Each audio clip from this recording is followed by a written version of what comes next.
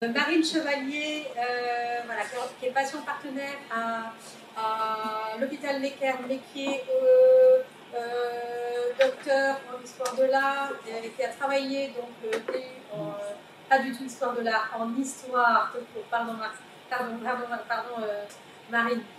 Et donc Marine demande, enfin, elle s'intéresse donc aux effets, au jeu que peut, la place que peut occuper la médecine narrative sur le terrain de la démocratie sanitaire dans sa capacité à remettre en question les biais implicites liés à la hiérarchie médicale. Voilà. Mais je crois que, tout à fait, je pense que, encore une fois, ça a été fait à l'équipe dans une clinique à Colombie, mais c'est exactement ça dans les rapports entre les soignants. Je pense qu'elle a bien vu aussi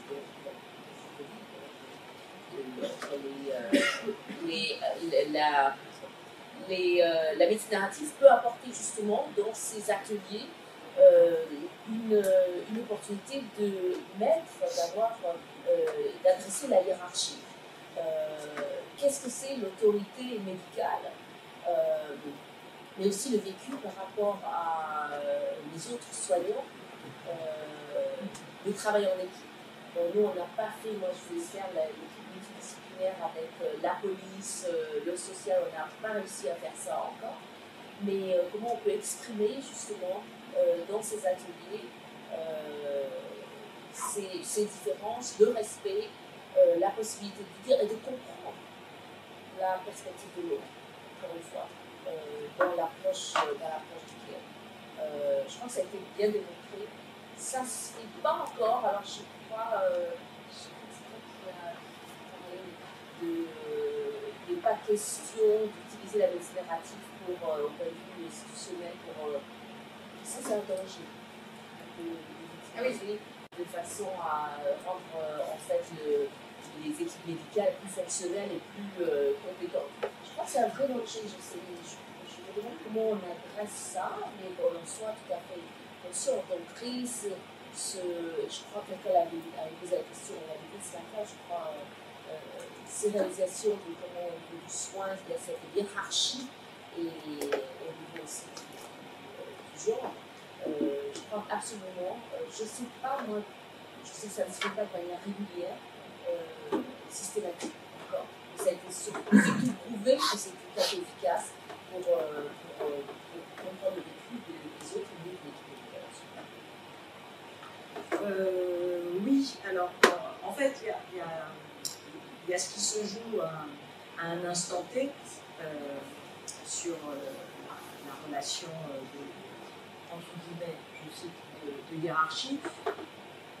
Moi, j'essaye de rappeler aux médecins, et je pense que chacun d'entre nous, on doit le faire, c'est-à-dire qu'il y a une asymétrie inaugurale entre le patient et le médecin, c'est que la médecine existe parce qu'il y a des malades.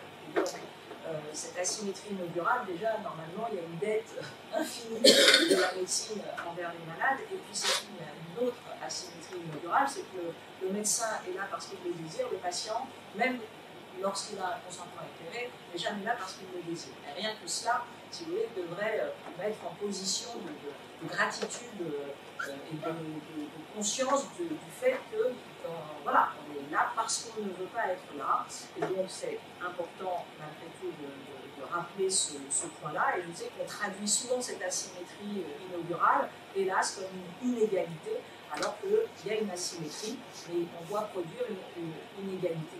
Parce que c'est déterminant. Hein, je veux dire, et on le voit vraiment aujourd'hui, autant dans d'autres moments de grand paternalisme médical qui était corollaire à la société, c'était moins grave, et je dirais même qu'il y avait des patients qui arrivaient comme étant presque des enfants, hein, qui se confiaient comme ça, et on a encore ça sur certaines anciennes générations. Notre docteur ne me dit pas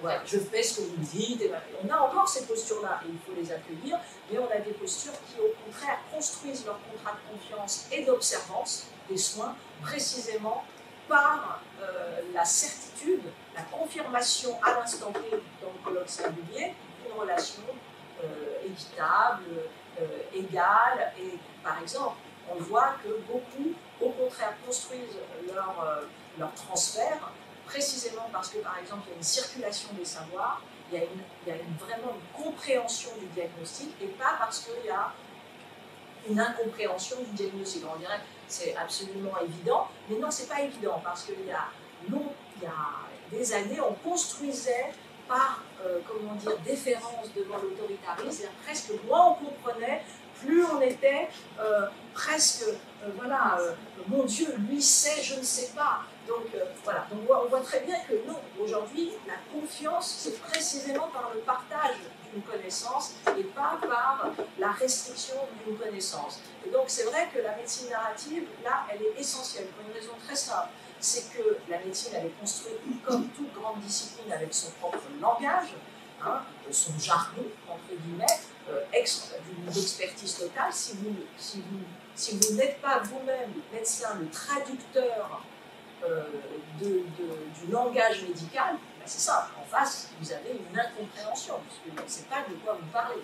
Donc la médecine narrative, c'est aujourd'hui une obligation. C'est notre, comme disait, voilà, exégète, bon, ben on est obligatoirement dans l'obligation de se faire comprendre et donc d'utiliser l'éthique narrative. Donc, alors, comment on fait pour que... alors aujourd'hui, il y a la loi 2009, hôpitaux patients santé territoire, qui a remis un coup sur cette démocratie sanitaire, avec l'éducation thérapeutique, avec les patients experts, les patients ressources, vous les appelez comme vous voulez, les patients partenaires. Nous, on essaye. Je vous renvoie à l'Université des patients, dirigée et fondée par le professeur Catherine Tourette-Turgis, et qui fait partie de l'écosystème de la chaire, et qui a formé beaucoup de patients, ressources, partenaires, experts. Alors, on sait que ça se situe en amont. Ce n'est pas au moment du colloque singulier, c'est dans les cursus, dans les facs de médecine, c'est les classes inversées.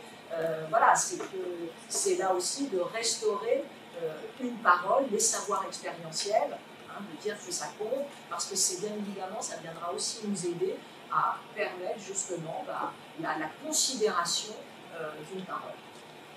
Merci.